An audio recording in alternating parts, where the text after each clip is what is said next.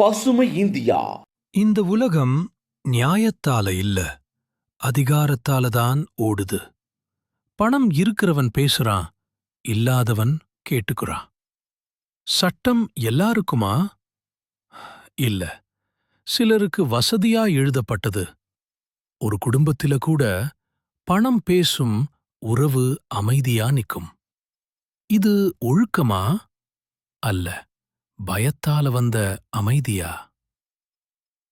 அப்பதான் வந்தது மன்னிப்பு, பொறுமை, அமைதி. ஒரு கன்னத்தில் அடிச்சா மற்ற கன்னத்தையும் காட்ட சொல்லிட்டாங்க. ஆனா அந்த அமைதி சிலருக்கு அடக்குமுறைக்கு ஆயுதமா மாறிச்சு. கிறிஸ்தவம் இல்லை என்றா மனிதன் பைத்தியமா இருந்திருப்பானா? இல்ல, எதிர்த்து பேச கற்றிருப்பானா? மன்னிப்பு ஒரு பலம், ஆனா அநியாயத்தை சகிக்க சொல்லாதீங்க. அமைதி மனிதனுக்காக, அதிகாரத்துக்காக அல்ல. பசுமை இந்தியா.